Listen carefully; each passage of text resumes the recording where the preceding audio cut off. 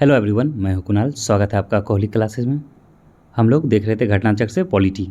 सबसे पहले इसमें हम लोग थ्योरी देखेंगे, फिर इसके बाद इसका जो क्वेश्चन आंसर होगा वो देखेंगे। चलिए शुरू करते हैं। अगर आप लोग हमारे पिछले वीडियो नहीं देखे हैं तो आप देख सकते हैं प्ले लिस्ट में जाके। संविधान सभा एवं संविधान निर्माण प्रक्रिया, ये हमारा टॉपिक है। भारतीयों की ओर से संविधान सभा की सर्वप्रथम मांग मई 1934 में रांची में स्वराज पार्टी ने की थी। वर्ष 1934 में ही भारत में संविधान सभा के गठन का विचार एम.एन. रॉय ने दिया। भारतीय राष्ट्रीय कांग्रेस के स्तर पर भी पहली बार स्वराज पार्टी के बाद पटना में मई 1934 में ही संविधान निर्माण के लिए आधिकारिक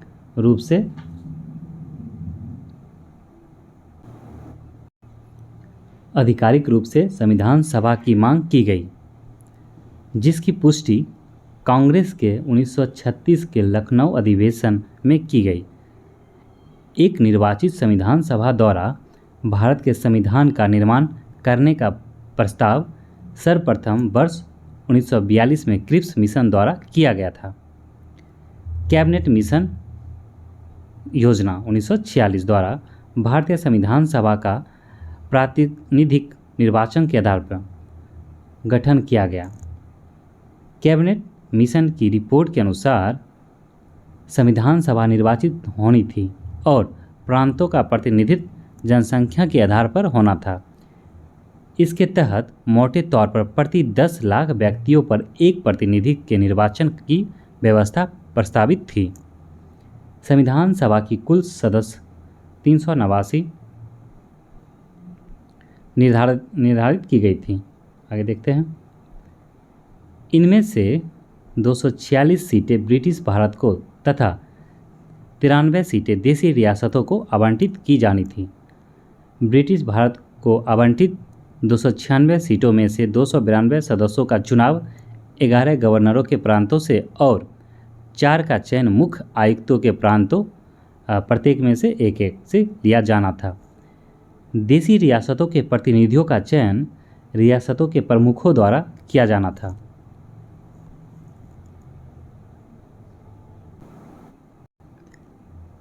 संविधान सभा के लिए चुनाव जुलाई-अगस्त 1946 में संपन्न हुआ। 296 सीटों, जिसमें ब्रिटिश भारत को आवंटित में से कांग्रेस को 208, मुस्लिम लीग को 73 तथा छोटे समूह व स्वतंत्र सदस्यों को 15 सीटें मिली। देशी रियासतों ने प्रारंभ में संविधान सभा में भाग नहीं लिया। 28 अप्रैल 1947 को प्रारंभ संविधान सभा के तृतीय अधिवेशन से इसमें भारतीय देशी रियासतों के प्रतिनिधि क्रमिक रूप से शामिल होना प्रारंभ किया। स्टार्टिंग में भाग नहीं लिया था देशी रियासत, फिर 28 अप्रैल से लेना प्रारंभ किया। संविधान सभा मुख्यतः अप्रत्यक्ष निर्वाचन का परिणाम थी। प्रांतों की विधानसभाओं का उपयोग निर्वाचक मंडलों के रूप में किया गया। यह निर्वाचक वयस्क मताधिकार पर आधारित नहीं था। 1935 के अधिनियम के अनुसार मताधिकार कर, शिक्षा एवं संपत्ति के आधार पर सीमित था।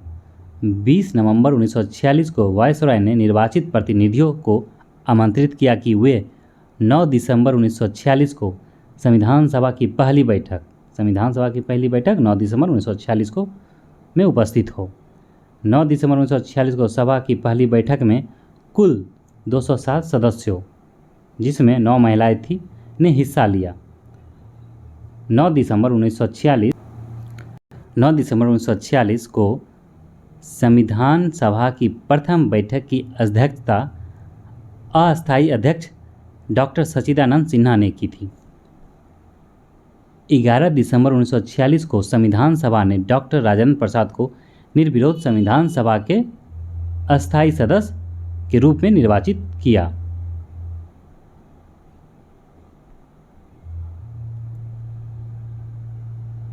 13 दिसंबर 1946 को जवाहरलाल नेहरू ने संविधान सभा में उद्देश्य प्रस्ताव प्रस्तुत किया, जो कि 22 जनवरी 1947 को संविधान सभा द्वारा पारित किया गया। माउंटबेटन योजना 3 जून 1947 को आता है। के तहत हुए विभाजन के परिणाम स्वरूप पाकिस्तान के लिए एक पृथक संविधान सभा का गठन किया गया तथा मूल भारतीय संविधान सभा के सदस्यों की कुल संख्या घटाकर 299 रह गई, जिसमें भारतीय प्रांतों के 229 प्रतिनिधि और भारतीय रियासतों के 70 प्रतिनिधि शामिल थे। भारतीय संविधान के निर्माण और उसके अंगीकृत होने तक संविधान सभा को कुल 2 वर्ष 11 माह 18 दिन का समय लगा। ज्ञातव्य है कि लोकसभा और राज्यसभा की वेबसाइट पर इस संदर्भ में 2 वर्ष 11 माह 17 दिन का समय मिलता है, जिसका कारण संभवतः संविधान को संविधान सभा द्वारा अंगीकृत किए जाने के दिन को संविधान के निर्माण की अवधि में शामिल न किया जाना है। इसके लिए कुल 11 अधिवेशन, कुल अवधि 165 दिन हुए थे, जिसमें से 114 दिन संविधान के प्रारूप पर विचार किया गया था।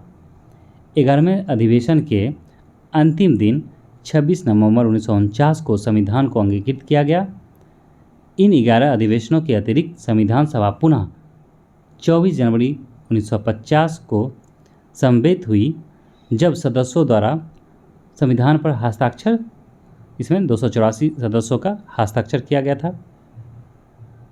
भारतीय संविधान के निर्माण के समय बेनेगल नरसिंह राव BN राव को संवैधानिक सलाहकार नियुक्त किया गया था। 26 नवंबर 1949 को भारत के लोगों द्वारा संविधान को अंगीकृत, अधिनियमित और आत्मसमर्पित किया गया। संविधान पूर्ण रूप से 26 जनवरी 1950 को लागू हुआ। भारतीय संविधान सभा में कुल महिलाओं सदस्यों की संख्या 15 थी। उनके नाम इस प्रकार हैं: विजय लक्ष्मी पंडित, राजकुमारी अमृत कौर, सरोजनी नायडू, सुचेता कृपलानी, पूर्णिमा बनर्जी, लीला राय, जी दुर्गाबाई, हंसा मेहता, कमला चौधरी, रेणुका रे, मालती चौधरी,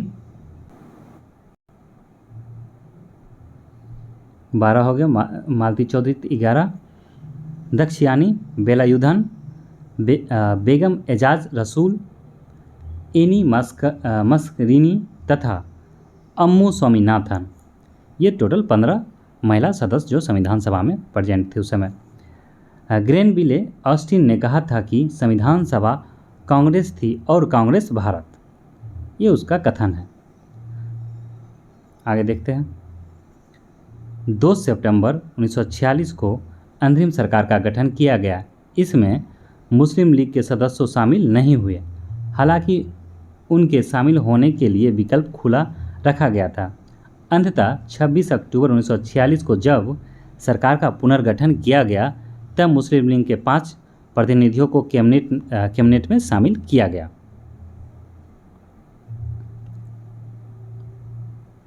चलिए अब हम लोग इसका क्वेश्चन आंसर देखते हैं।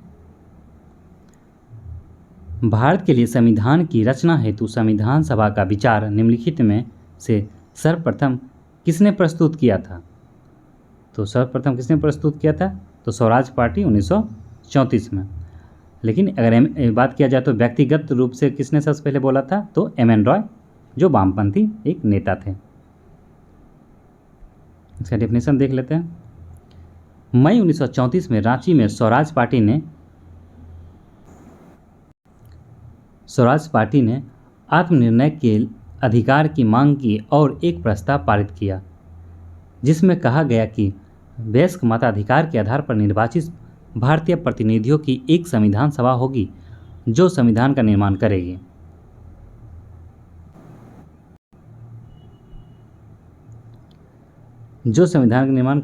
भारतीयों की ओर से संविधान सभा की मांग करने का यह प्रथम अवसर था। स्वतंत्रता के पूर्व दिनों में प्रारंभ में किसने संविधान निर्मात्री सभा का विचार प्रस्तुत किया था? तो इसका आंसर MN रॉय हो जाएगा। वर्ष 1934 में ही भारत में संविधान निर्मात्री सभा का विचार MN रॉय ने दिया था। 3 नंबर देखते हैं। एक निर्वाचित संविधान सभा द्वारा भारत के संविधान का निर्माण करने का प्रस्ताव किसने दिया था? तो ये क्रिप्स मिशन जो 1942 में उसके द्वारा दिया गया था। देखते हैं इसका सॉल्यूशन। एक निर्वाचित संविधान सभा द्वारा भारत के संविधान का निर्माण करना द्वितीय विश्व युद्ध के समाप्त होने के पश्चात का प्रस्ताव सर्वप्रथम क्रिप्स मिशन 1942 द्वारा दिया गया था। कैबिनेट मिशन योजना के अंतर्गत संविधान निर्मात्री परिषद में प्रत्येक प्रांतों को आवंटित सदस्यों संख्या निर्धारित करने के लिए एक प्रतिनिधि कितनी जनसंख्या के अनुपात में था? तो प्रत्येक 10 लाख पे एक प्रतिनिधित्व का व्यवस्था किया गया था।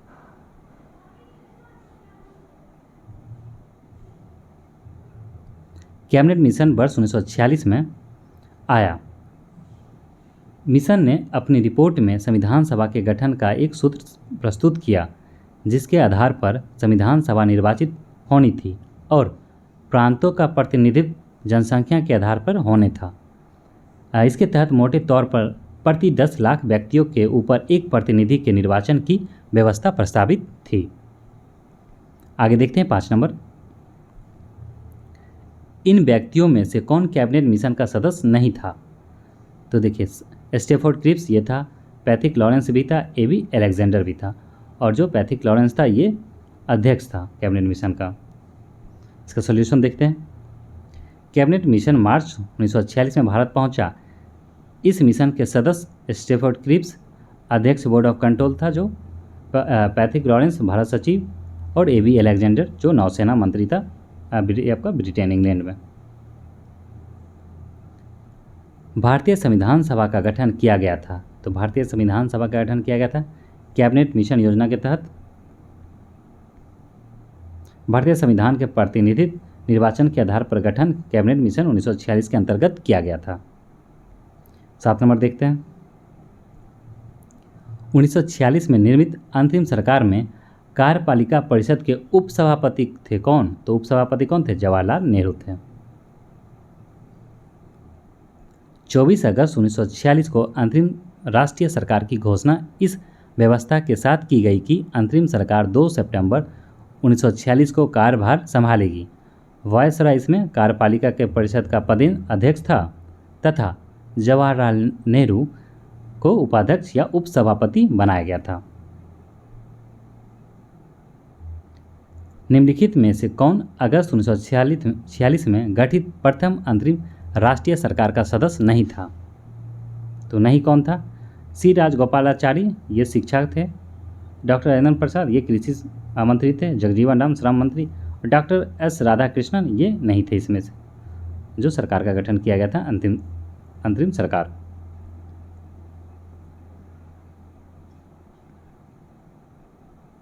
देखते हैं इसका सॉल्यूशन क्या दिया।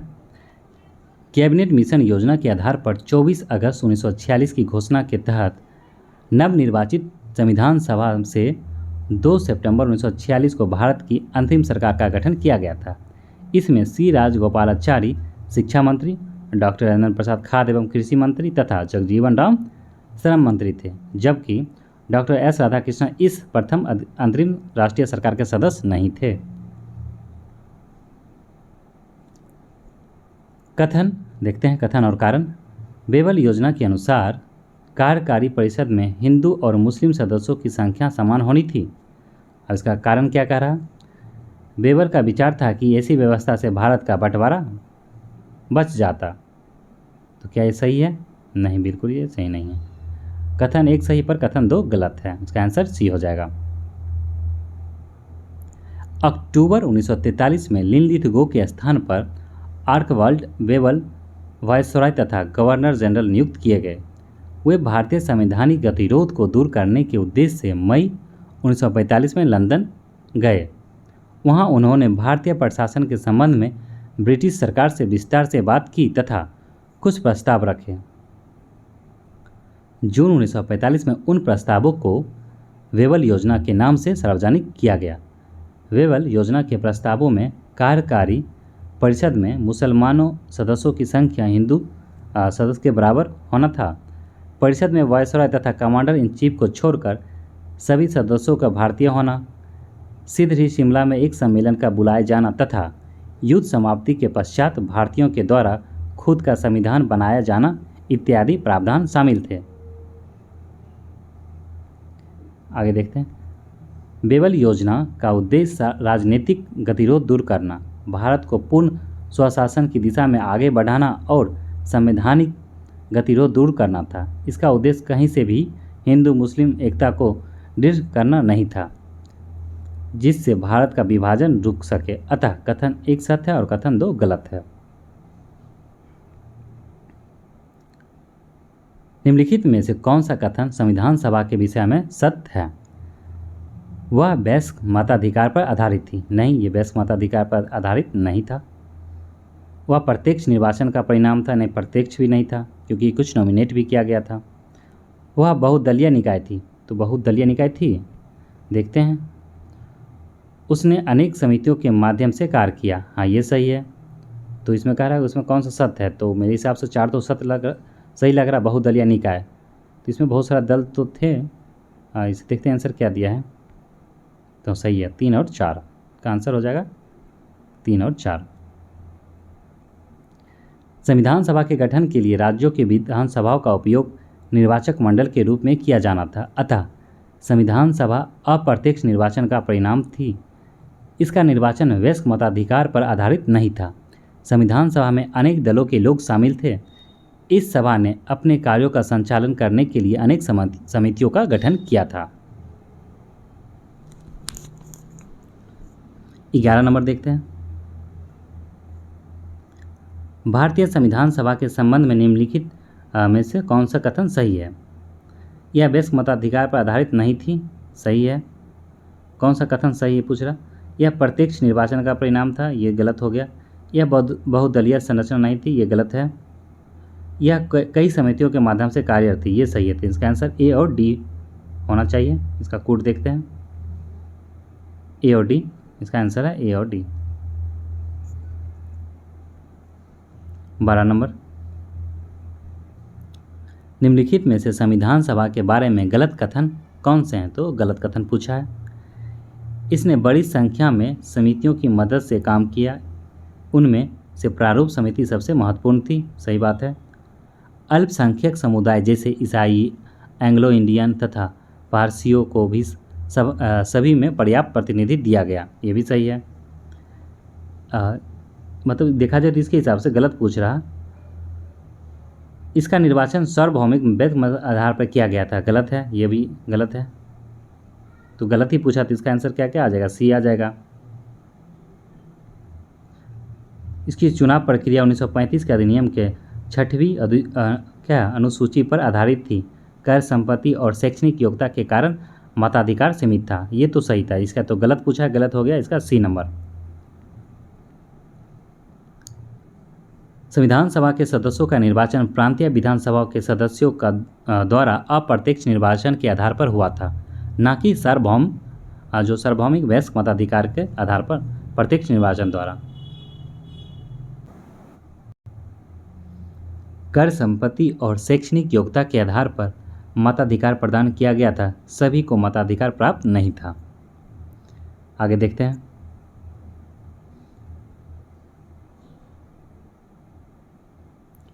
भारत के संविधान का प्रारूप तैयार करने वाली संविधान सभा के सदस्यों को विभिन्न प्रांतों के विधानसभा द्वारा चुना गया। सही बात है। भारतीय इतिहास के संदर्भ में प्रांतों से संविधान सभा के सदस्य, ये कह रहा भारतीय इतिहास के संदर्भ में प्रांतों से संविधान सभा के सदस्य प्रांतीय विधानसभा द्वारा निर्वाचित हुए थे। सही बात है, निर्वाचित हुए थे।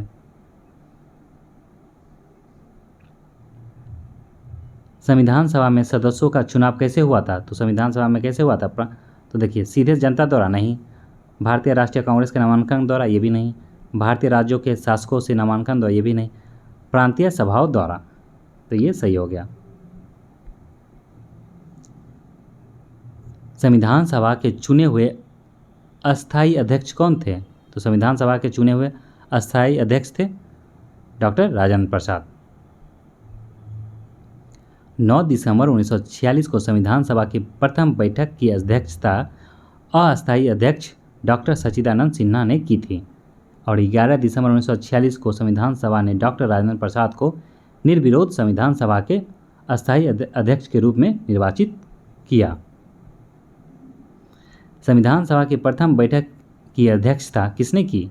तो डॉक्टर सच्चिदानंद सिन्हा। तो ये कहाँ के हैं? ये बिहार के बक्सर के हैं।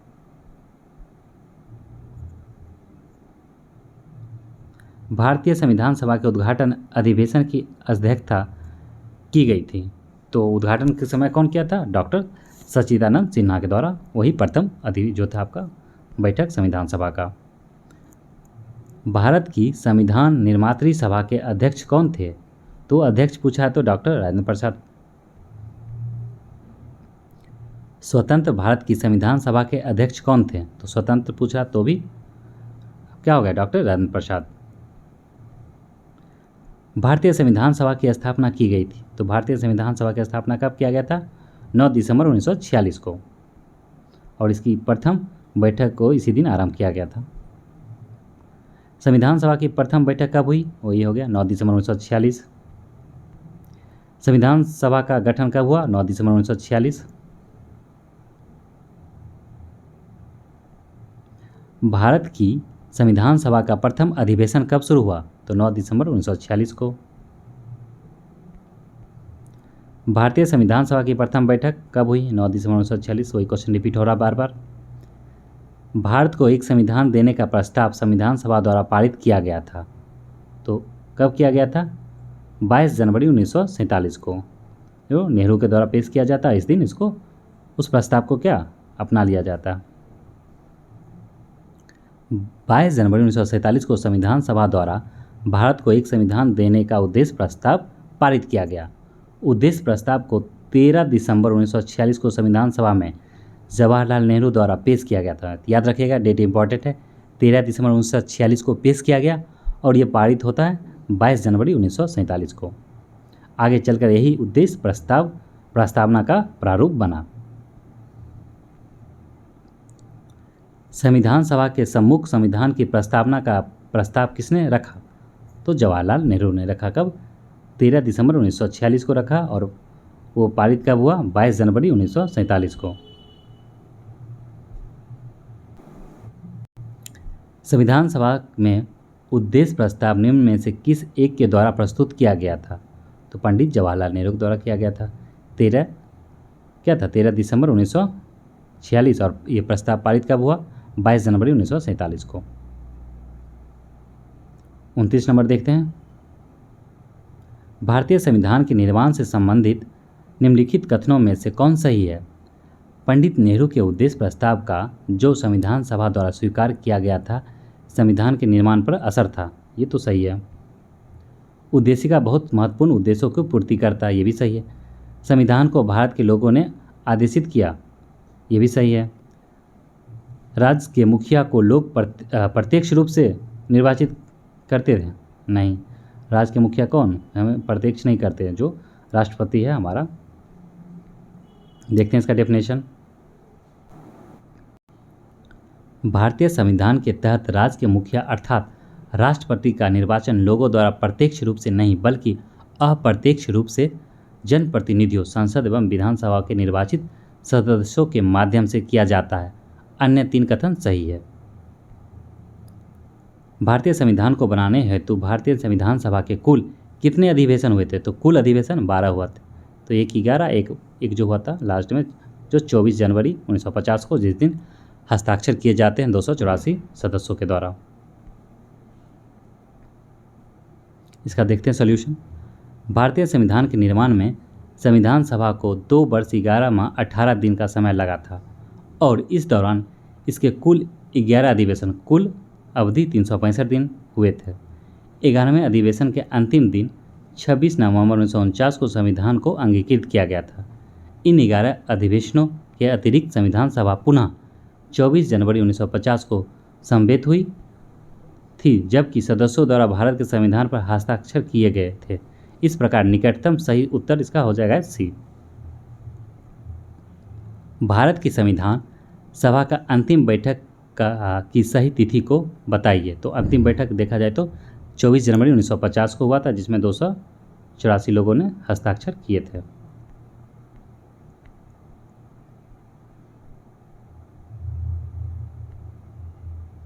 भारत के संविधान के निर्माण में संविधान सभा को कितना समय लगा? 2 वर्ष, अगर यहाँ देखा जाए तो 2 वर्ष 11 माह 18 दिन, पहला हो गया। सूची X को सूची Y से सुमेलित कीजिए। सूची के नीचे दिए गए कुटों का प्रयोग करते हुए सही उत्तर चुनिए। तो इसमें कह रहा X में दे दिया संविधान सभा के पहले उपाध्यक्ष तो कौन थे? उपाध्यक्ष पूछा है, और इसमें देखते हैं, इसका एक एक करके आंसर देख लेते हैं।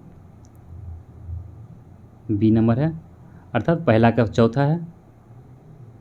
तो संविधान सभा के पहले उपाध्यक्ष HC मुखर्जी। प्रारूप समिति के मूलतः एकमात्र कांग्रेसी सदस्य, तो कांग्रेसी सदस्य। बी का क्या हो जाएगा? KM मुंशी। राजस्थान के रियासतों का प्रतिनिधित्व करने वाला संविधान सभा के सदस्य, तो सी नंबर का ये हो जाएगा BT कृष्णमाचारी। और संघ संविधान समिति के अध्यक्ष तो जवाहरलाल नेहरू हो जाएंगे। तो इसका आंसर क्या हो गया? बी हो गया। देखिए इसका यहाँ पे दिया हुआ है, संविधान सभा के पहले उपाध्यक्ष HC मुखर्जी। प्रारूप समिति के मूलतः एकमात्र कांग्रेसी सदस्य KM मुंशी। राजस्थान की रियासतों का प्रतिनिधित्व BT कृष्णमाचारी। और संघ संविधान समिति के अध्यक्ष जवाहरलाल नेहरू। नोट, इसमें नोट दिया है, संविधान सभा के पहले अस्थायी उपाध्यक्ष फ्रैंक एंथनी थे। फ्रैंक एंथनी थे जिन्होंने 9 दिसंबर 1946 को अस्थायी अध्यक्ष सच्चिदानंद सिन्हा द्वारा नामित किया गया था। HC मुखर्जी संविधान सभा के पहले अस्थायी उपाध्यक्ष थे। आगे देखते हैं 34 नंबर हम लोग। भारतीय संविधान के निर्माण के समय संवैधानिक सलाहकार कौन थे? तो संवैधानिक सलाहकार कौन थे? BN राव। जिनका पूरा नाम क्या होगा? बेनेगल नरसिंह राव। भारतीय संविधान का प्रथम प्रारूप तैयार किया गया था, तो जो प्रथम प्रारूप तैयार किया गया था BN राव के द्वारा। संविधान सभा के संवैधानिक सलाहकार BN राव द्वारा संविधान का पहला प्रारूप तैयार किया गया था, जिस पर विचार एवं परिवर्तन करके प्रारूप समिति द्वारा संविधान सभा को समक्ष संविधान का मसौदा प्रस्तुत किया गया था। BN राव के मूल प्रारूप में 243 अनुच्छेद और 13 अनुसूचियां थी।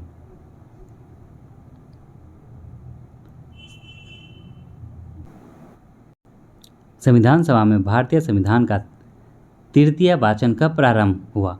ये तृतीय वाचन पूछा है, तो इसका आंसर होगा 14 नवंबर 1949। 1 मिनट, 36 नंबर है।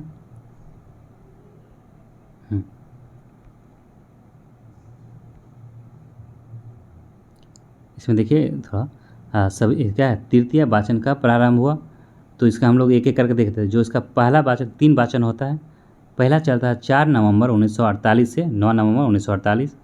दूसरा वाचन होता है 15 नवंबर 1948 से 17 अक्टूबर 1949।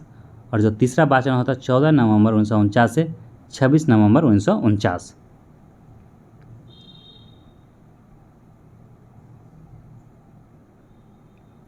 संविधान सभा में भारतीय संविधान का तृतीय वाचन 17 नवंबर 1949 से प्रारंभ हुआ और 26 नवंबर 1949 तक चला। अतः प्रश्न में दिए गए विकल्पों में से कोई भी विकल्प सही नहीं है। तो ऊपर में कुछ सही नहीं था, तो हम आपको बता दिया यहाँ पे। भारत का संविधान पूर्ण रूप से तैयार हुआ था, तो भारत का संविधान पूर्ण रूप से तैयार कब हुआ? 26 नवंबर 1949 को।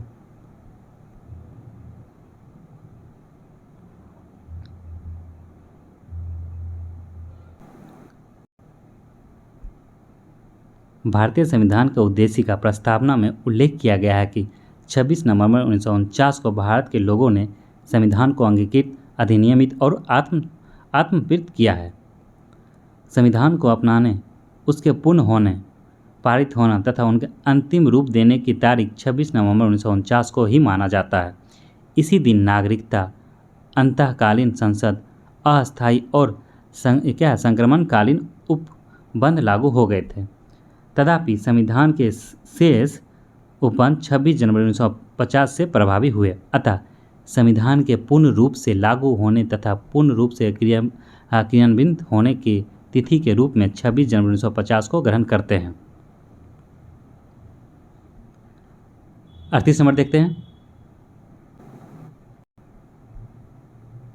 भारतीय संविधान को संविधान सभा द्वारा अंगीकृत किया गया था 26 नवंबर 1949 को।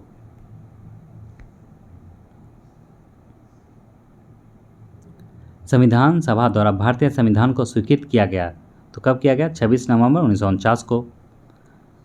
भारत का संविधान किस तिथि को अपनाया गया? 26 नवंबर 1949 को। सेम है। संविधान को 26 जनवरी के दिन लागू करने का निर्णय इसलिए लिया गया क्योंकि कांग्रेस ने इसी तिथि को 1930 में स्वतंत्रता दिवस के रूप में मनाया था, रावी नदी के किनारे। भारतीय राष्ट्रीय कांग्रेस के लाहौर अधिवेशन दिसंबर 1929 में पूर्ण स्वराज की घोषणा की गई थी तथा 26 जनवरी को स्वतंत्रता दिवस के रूप में मनाए जाने का संकल्प लिया गया था और आज़ादी के पूर्व तक 26 जनवरी को स्वतंत्रता दिवस के रूप में मनाया जाता था। परंतु भारत 15 अगस्त 1947 को स्वतंत्र हुआ और तब से प्रत्येक वर्ष 15 अगस्त को स्वाधीनता दिवस के रूप में मनाया जाने लगा, जबकि स्वतंत्रता प्राप्ति के पश्चात 26 जनवरी की तिथि को क्या है अविस्मरणीय बनाने के हेतु भारतीय संविधान को पूर्णतः 26 जनवरी 1950 को लागू किया गया और तब से प्रत्येक वर्ष 26 जनवरी को गणतंत्र दिवस के रूप में मनाया जाने लगा।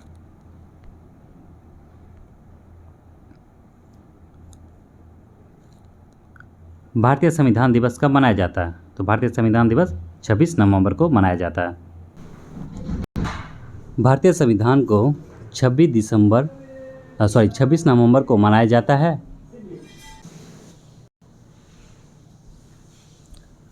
भारतीय संविधान दिवस जो 26 नवंबर 1949 को बनकर तैयार और संविधान सभा द्वारा अंगीकृत हुआ और इसके कुछ प्रावधान उसी दिन लागू किए गए थे, जिसके फलस्वरूप इसी दिन को संविधान दिवस के रूप में मनाया जाता है। जबकि भारतीय संविधान दिवस 26 जनवरी 1950 को परिपूर्ण रूप से लागू किया गया और 26 जनवरी को गणतंत्र दिवस के रूप में मनाया जाता है। आगे देखते हैं 44 नंबर। भारतीय संविधान को अपनाया गया था कब? संवैधानिक सभा द्वारा। संविधान सभा के 11वें अधिवेशन 26 नवंबर 1949 को भारतीय संविधान सभा द्वारा अपनाया गया या अंगीकृत किया गया अधिनियमित। भारतीय संविधान को 26 नवंबर 1949 को किसके द्वारा अधिनियमित किया गया था? तो ये किया गया था संविधान सभा द्वारा। आगे देखते हैं 46। भारत का संविधान अंगीकृत एवं अधिनियमित हुआ था कब? 26 नवंबर 1949 को। B.R. अम्बेडकर का संविधान सभा में निर्वाचन हुआ था, तो कहाँ से हुआ था? ये बम्बई प्रेसिडेंसी से इनका निर्वाचन हुआ था। आगे देखते हैं,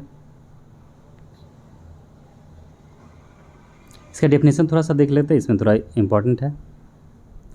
वर्ष 1946 में संपन्न संविधान सभा के प्रारंभिक चुनाव में डॉक्टर B.R. अम्बेडकर अविभाजित भारत के बंगाल प्रांत के पूर्वी भाग से निर्वाचित हुए थे। बाद में यह क्षेत्र पाकिस्तान में चले जाने के कारण डॉक्टर अम्बेडकर भारतीय गणराज्य के बम्बई प्रेसिडेंसी के पूना संसदीय क्षेत्र से उपचुनाव में निर्वाचित होकर भारतीय संविधान सभा में सम्मिलित हुए थे। पूना सीट उनके लिए कांग्रेस के M.R. जयकर ने त्यागपत्र देकर रिक्त की थी। तथापि विकल्प ए में पश्चिम बंगाल है, फिर भी यह अपशिष्ट विकल्प नहीं हो सकता क्योंकि डॉक्टर अम्बेडकर पूर्वी बंगाल से प्रथमतः निर्वाचित हुए थे। अंततः उन्होंने बम्बई प्रेसिडेंसी से निर्वाचन सदस्य के रूप में संविधान सभा में कार्य किया था। अतः स्पष्ट है कि उत्तर अपशिष्ट इसका बी होगा। 48 देखते हैं, डॉक्टर B.R. अम्बेडकर का जन्म कब और कहाँ हुआ था? ये इनका मृत्यु पूछ रहा, जन्म और मृत्यु। तो इनका जन्म कब हुआ था?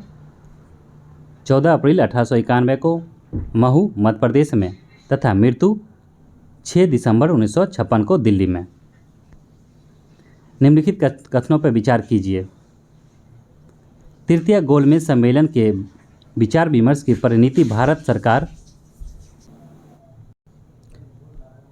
49 नंबर देखते हैं हम लोग एक बार फिर से। तृतीय गोलमेज सम्मेलन के विचार विमर्श की परिणति भारत सरकार अधिनियम 1935 के पारित होने के रूप में हुई। दूसरा देखते हैं, भारत सरकार अधिनियम 1935 ने ब्रिटिश भारत के सूबों और भारतीय रियासतों के एक संघ पर आधारित ऑल इंडिया फेडरेशन के गठन का उपबंध किया था। तो ये सही है, तो इसका आंसर क्या हो जाएगा? ए और बी दोनों हो जाएगा। आगे देखते हैं, नवंबर दिसंबर 1932 में लंदन में आयोजित तीसरे और अंतिम गोलमेज सम्मेलन में कांग्रेस ने भाग नहीं लिया था। इस सम्मेलन में भारत सरकार अधिनियम 1935 के लिए एक ठोस योजना को अंतरिम रूप में पेश किया गया था। इसमें ब्रिटिश भारत के सूबों और भारतीय रियासतों के एक संघ पर आधारित ऑल इंडिया फेडरेशन का गठन का प्रावधान किया गया था। तो ये हो गया। आगे देखते हैं 50 नंबर। नीचे दिए गए दो वक्तव्य हैं, कथन और कारण। भारत का संविधान देश की आवश्यकताओं को पूर्ति करता है, ये कथन हो गया। कारण कह रहा इसको एक गृहीत संविधान कहा जाता है। तो क्या हो जाएगा आंसर? ये सत्य है, परंतु आर क्या इसका रीजन गलत है। भारतीय संविधान देश की आवश्यकताओं को पूर्ति करने में पूर्णतः सक्षम है तथा भावी आवश्यकताओं के मद्देनज़र इसमें संशोधन संबंधी प्रावधान भी है। दूसरी ओर इसमें विभिन्न देशों के संविधान से तथ्य एवं विचार ग्रहण किए गए हैं, अतः इसे एक गृहीत संविधान भी कहा जाता है। इस प्रकार कथन एवं कारण दोनों ही सही है, परंतु कारण कथन का सही स्पष्टीकरण नहीं है। 51 नंबर देखते हैं, संविधान सभा में वयस्क मताधिकार को 15 वर्ष के लिए स्थगित करने की बात की गई थी। कौन किया था? ये किया था मौलाना आज़ाद ने। संविधान सभा में वयस्क मताधिकार विषय पर बहस के दौरान मौलाना अबुल कलाम आज़ाद ने वयस्क मताधिकार को 15 वर्षों के लिए स्थगित करने की वकालत की थी, किंतु डॉक्टर राजेंद्र प्रसाद एवं पंडित जवाहरलाल नेहरू ने जोरदार ढंग से इसे अपनाने के लिए इसका समर्थन किया था। 52 देखते हैं, निम्नलिखित में से किसने सुझाव दिया था कि भारत की स्वतंत्रता के बाद भारतीय राष्ट्रीय कांग्रेस को एक राजनीतिक दल के रूप में भंग कर दिया जाना चाहिए? तो ये किसने दिया था? ये महात्मा गांधी ने दिया था। आगे देखते हैं 53, अपनी राष्ट्रवादी प्रतिक्रिया में भारतीय संविधान के निर्माताओं ने अल्पसंख्यकों के हित तथा भावनाओं के महत्व को कम करके आंका है। यह कथन किसका है? तो यह कथन किसका है? आइवर जेनिंग्स का ये कथन है।